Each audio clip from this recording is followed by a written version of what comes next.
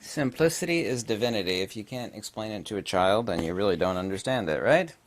This is quite true, actually. One of the most simple ways to, and I've said this before countless times, those who want and seek power should never be given it, and this, of course, is 90% of the reason why politicians are, of course, all such evil scum. There's two centers. There's a false center and there's a true center, and this is foundational to all monistic metaphysics, and I'm going to sum it up in a way that I've never seen anybody else or heard anybody else in written form or otherwise talk about, and I'm trying to keep it really, really simple and really short. Somebody with wisdom will actually seek the center, and that, of course, would be the unmanifest. The ancient Indians, of course, have said either Aham Brahmasmi, thou art Brahman, meaning the absolute, or Tattvam Asi, that thou art. In other words, you are that ultimately, the ontological self, not the existential self of forms, feelings, perceptions, impulses. You are that, meaning the absolute. And that, of course, is the center, and those people that seek the center, and just like the middle of a clock, I don't know if you, well, everybody knows what a clock's like, you know.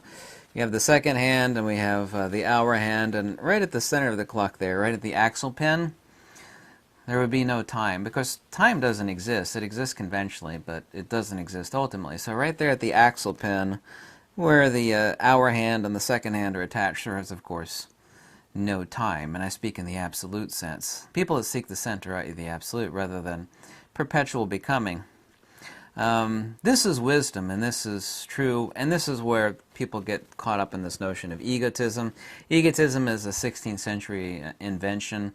There is no ideation of egotism in ancient Pali or Greek, or even ancient Sanskrit, not in the teachings of Advaita Vedanta of Sri Sankaracharya found within Upadisa Sahasrara, or the Vivacudamuni. People will actually point to specific ancient doctrinal passages talking about ahamsami, and this is unfortunately translated as egotism, but it actually doesn't mean egotism. It's identification with the false self, i.e. the self in the mirror.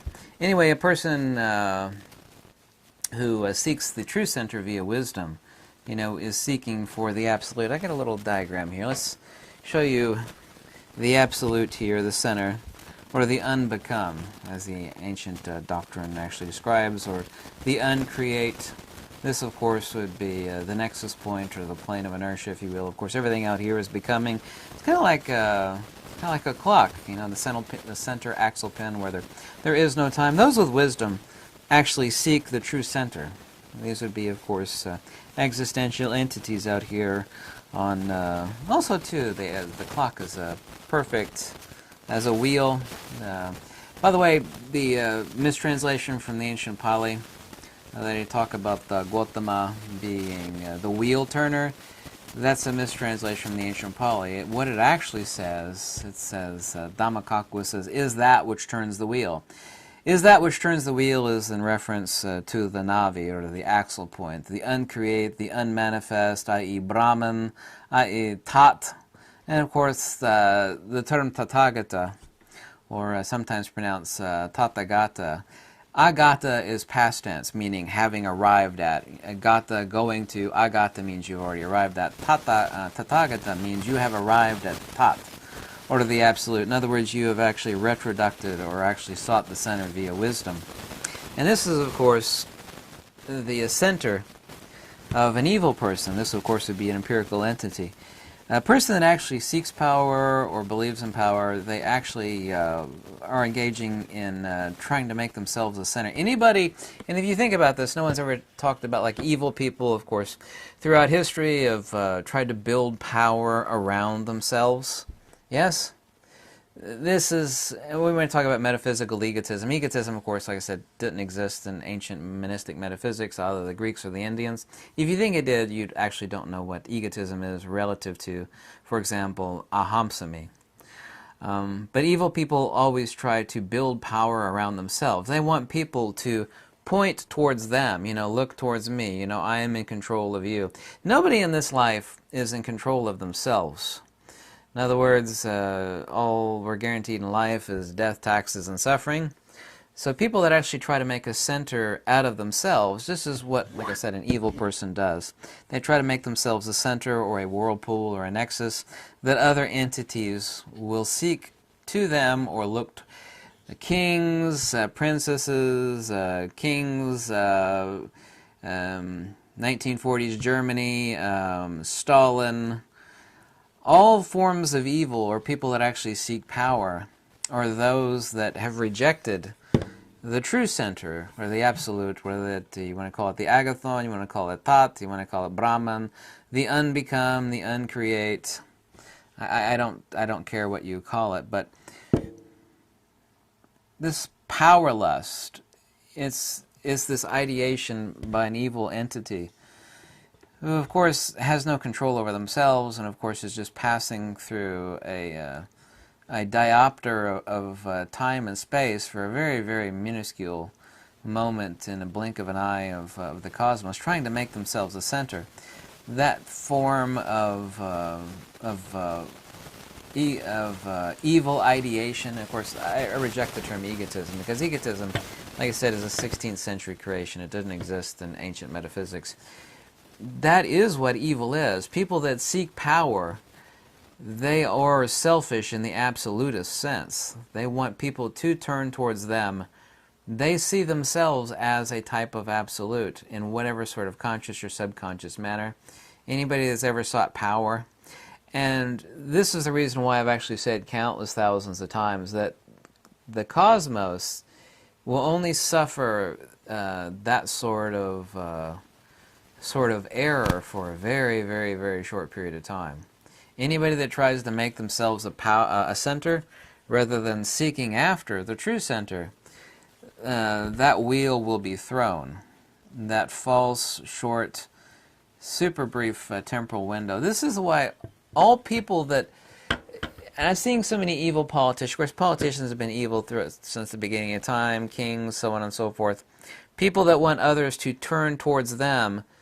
True wisdom is someone that has a close proximity or is on the correct path to the center, and they tell other people not to follow them or make themselves a center, like this is the way, and I'm not going to use the word I was about to use because that is in reference to religion rather than metaphysics, to seek the absolute, to turn away from, the sands of time and becoming, or as in the ancient Pali it said, bhava nubhava, means becoming and re-becoming over and over again. We're perpetually trapped on the outside periphery of the clock of time, i.e. sansara. Sansara means to go round and round and round. So we get the idea of sansarati, to be with perpetual becoming.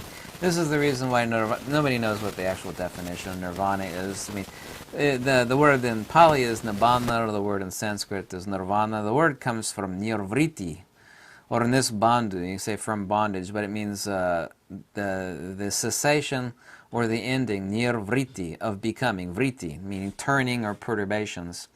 The ending of turning or perturbation is just like the turning of the clocks of the hand on the